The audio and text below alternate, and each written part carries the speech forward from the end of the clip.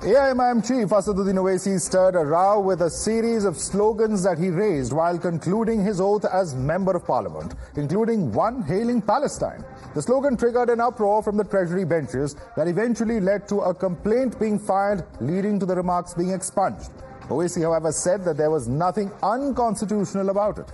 Parliamentary Affairs Minister Kiran Rijiju says the centre does not have any enmity with Palestine or any other country, but there are doubts being raised as to whether it is appropriate for an MP to raise the slogan praising another country. So what do the rules say? As per extant rules, an MP can be disqualified from his Lok Sabha membership for any acknowledgement of allegiance or adherence to a foreign state. But here's how the war of words played out. क्या क्या कहा नहीं कहा तो सब आपके सामने है, सब बोल रहे हैं, क्या क्या नहीं बोल रहे हैं, हम क्या बोले, हम जय भीम, जय मीम, जय तेलंगाना, जय फलस्तीन। तो उन्होंने 3 पे ऑब्जेक्शन उठाया है सर बीजेपी ने। कैसा खिलाफ है, कैसा खिलाफ है, कैसा खिलाफ है बताइए, बताओ कौन सा संविधान का प्रोविजन है। यह व्यक्ति इस देश के प्रति अपना वफादारी नहीं दिखाना चाहता है, अपना निष्ठा नहीं दिखाना चाहता है, बल्कि कहता है जय पालस्तीन। हम 130 करोड़ भारतवासियों की तरफ से एक ही सवाल उनसे कहना चाहते हैं, पूछना चाहते हैं, कौन हो आप? कौन हो आप? आप किस देश के वफादार हो? आप किसके संरक्षण के लिए भारत देश में बैठे हो? अनुच्छेद 102 के तहत वो डिस्क्वालीफाई हैं। 102 में साफ साफ लिखा है कि यदि कोई व्यक्ति दूसरे देश के प्रभाव में है या उनके प्रति उनकी निकटता है, दबाव में है, तो ऐसा व्यक्ति किसी भी रूप में अयोग्य होगा और देश का लोकसभा का सदस्य नहीं हो सकता है। And for more on the comments of Asaduddin Owaisi, we have with us Member of Parliament himself and noted lawyer Mahesh Jethmalani. Thank you so much, Mr. Jethmalani, for joining us this evening here at Times Now. Now, the AIM President Asaduddin Owaisi's remarks after taking oath as a Lok Sabha member has, of course, sparked off a massive political controversy after he hailed Palestine in his speech. What is your opinion on the slogan that was raised by Owaisi? I take it you are talking about the slogan Jai Palestine. Yeah, well, which is now expunged and we are not supposed to repeat, I believe. Well, you know, right. Well, the fact of the matter is, A, it's expunged. But if you're asking me about the impact of what he did, there is no, cause for any suspension or this, from Parliament for this, right? But first you have to see what the gap is, right? Was the oath properly taken? If there was a distinct gap, not necessarily a long gap between the taking of the oath and the making of these statements, then the oath need not be retaken. That's whether the oath is invalid or not, because what a member of Parliament is supposed to do is recite the oath in the prescribed form, right? Now, if there's no distinct gap between the oath and these words, that the utterance which he made thereafter, right, then it's a continuation of the oath, and he may have to retake the oath. But the more drastic remedy, of suspension, because he used these words, right? Look, I personally don't agree that he should have done it as a member of Parliament, but people after a distinct gap sometimes say Jai Hind, Jai whatever. Now, if he is particularly perturbed about what is happening in Palestine, he's justified in doing so, and he can say so. I mean, I wish he had said Jai Hind, Jai Palestine, or also said Jai Hind, Jai Middle East, Aman or Shanti or whatever you want to do, and Jai Palestine, right? Because there are two sides to the Israel-Palestinian issue as well. But that's Owaisi's own personal subjective preference, right? Okay. As far as the more drastic issue is concerned about suspending, I don't think that this is a case for suspension. I hope nobody takes that step, right? These are early days. We want to build some kind of consensus in Parliament. That's the second reason why I'm opposed to it. Apart from the fact, I don't think that this attracts suspension. This is not, as some people have been saying, a question of allegiance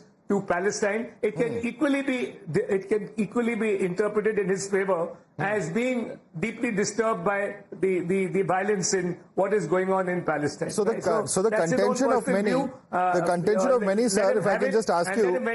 who are citing the Article 102, and I'm just going to quickly read the article for the context of our viewers who might not know about it. And this talks about disqualification for membership, and point D in that, if he is not a citizen of India, has voluntarily acquired citizenship of a foreign state, or is under any acknowledgement of allegiance or adherence to a foreign state. So adherence or allegiance, these are the two words that have been mentioned. You're saying this does not fall within the ambit of that? I don't think so. He's an Indian citizen and he has sworn allegiance. In his oath, I take it I'm on the assumption that as far as his oath is concerned, he has stuck strictly to the text of what is prescribed for a member of parliament's oath, and that requires a member of parliament both to swear allegiance to the territorial integrity of India and to the Constitution of India. So I don't think he has, by saying Jai Palestine, he has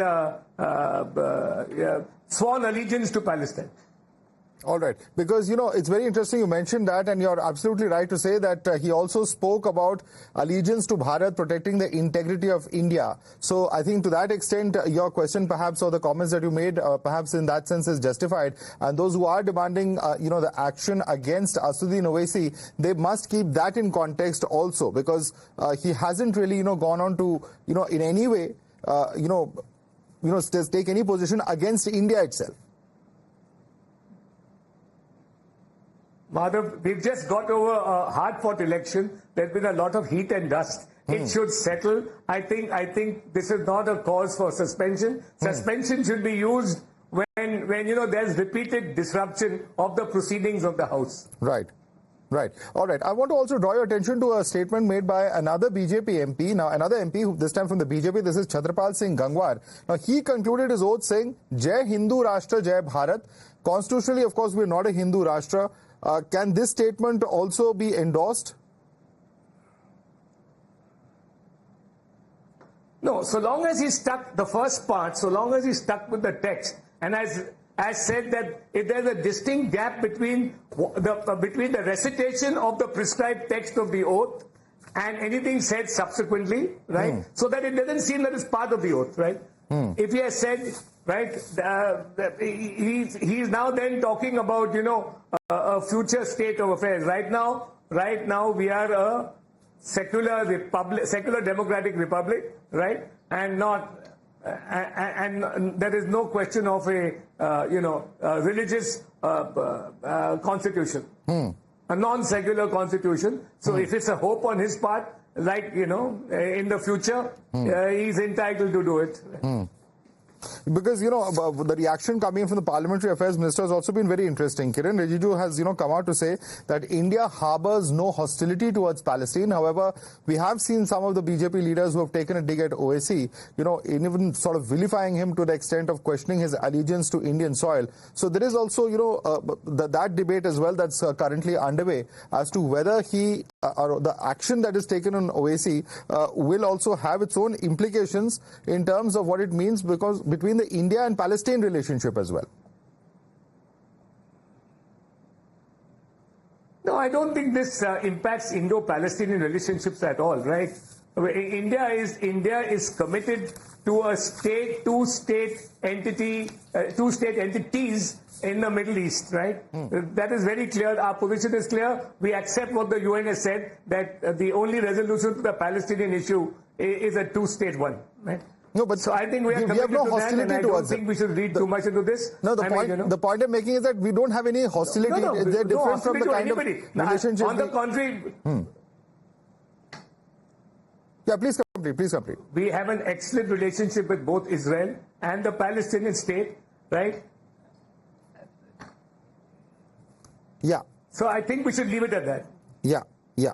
Also, at the present point of time, in terms of the action on Owaisi that is taken, time and again we have seen whenever there are controversial comments that are made, there are issues such as what has been stated by Mahua Moitra and the statements coming in. For instance, I'm just citing what Giriraj Singh has said, Union Minister, that the way Owaisi took oath in Parliament has disrespected the entire country, saying Palestine Zindabad is an offence. Strict action should be taken against him. He should be removed from Parliament. So, obviously this is an issue which is going to be discussed politically. Owaisi, you're perhaps right in saying that we've had a bitterly fought or a toughly contested Lok Sabha election, but there are those who will also say that there is no political vendetta in whatever follows from here on.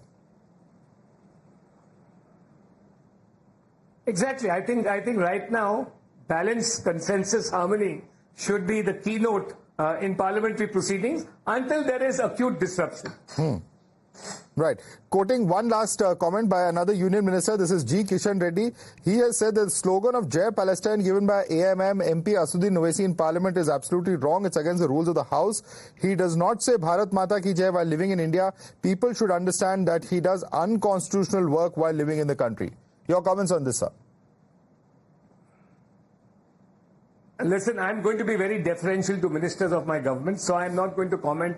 I'm not going to comment on what anybody else has said. I have said what my view is, right? I don't want to contradict anybody else's view. Everybody has a right to an opinion. Also, the scenes that we saw inside Parliament today, you saw that there was an election as far as the Speaker's post is concerned, one after several decades. You think at the end of the day, by conducting this election, there's a message that is being sent out by the opposition party, or is it your perception, your perception, if I can put it that way, that the first contest after the election inside the Parliament in the new 18th Lok Sabha is one that the opposition perhaps unnecessarily had to, take up in terms of trying to position itself? How do you perceive what has taken place today? Well, over the years, both in assemblies and at the centre in Parliament, there has been, a divergence. Sometimes there's been a complete consensus. Sometimes there's been a contested election for the post, right? The old tradition used to be when there were, when we were much more in more genteel times, I may say, the old convention used to be that there should be no contest for the position of Speaker. But I think after the 10th schedule, right, the Speaker's position has become a hotly contested one. Absolutely. And are you expecting a similar contest for the Deputy Speaker's post, or what would be your wager on that? Well, I mean, I'm not a Jyotish, but I can certainly say that yes, I think there will be a contest for the Deputy Speaker. But I wouldn't. If I was a betting man, I wouldn't bet on it. Okay, but the point being made by opposition is this: they are saying we are trying to ensure that constitutional values, as you said, there was perhaps a more genteel nature of politicians and the political class as a whole. But they are saying that the convention has been that the Deputy Speaker, we had two BJP leaders as Deputy Speakers during UPA 1 and UPA 2, and that tradition has not been respected by the NDA government over the past 10 years, and that's why we are now trying to assert our rights when it comes to the Constitution and constitutional morality. How do you look at that argument? Fair enough. Fair enough. I'm not, saying anything about the Congress decision to contest the position of Speaker. Whatever their reasons are, they are justified. There is no bar on contesting. There was a convention, right? As I said, that the 10th schedule has made observing that convention difficult, right? Because the Speaker's position has now become a quasi-judicial one in deciding matters of defection. So, all parties are going to jockey to get their persons for the position of Speaker and Deputy Speaker. Right. And today we have also seen Rahul Gandhi, even though in constitutional theory, Madhav, the Speaker is supposed to be non-partisan. Absolutely. That's and in fact we saw today when the Speaker read out what he had to say as far as the emergency is concerned, given that it is the 50th anniversary of the emergency. You immediately saw the Congress react, saying that the Speaker is biased, that he is not a impartial sort of spectator or observer of the proceedings, and that debate has once again begun on the very first day that he has been elected. But Madhav, there I disagree with the opposition of the Congress party, whoever opposed the Speaker's comments, because that is a very black day and a black period in independent India's democracy, right? And it just so happened that the convening of the Lok Sabha coincided with the anniversary. What would this be now? The 49th anniversary of the declaration of emergency. So nothing wrong with reminding us that, that there was a black period and it should never be repeated. Absolutely. Absolutely. And before I let you go, your comments on Rahul Gandhi, who's donned the mantle of leader of opposition. There's been a bit of a chorus within the Congress party for him to take up that post. In the last 2 Lok Sabhas, we haven't seen him take up, this kind of post, at least when it comes to the parliament. How do you look forward to his, taking up this post? Is it, you see a more serious Rahul Gandhi, a more aggressive Rahul Gandhi over the last few weeks? What does that mean, in your view? Well, it's good. I mean, the Rahul Gandhi should take on more responsibility if he aspires to harder positions. How effective he will be, effective he will be as the Lok Sabha, the leader of the opposition in the Lok Sabha, only time will tell. We have to judge his performance as time goes by.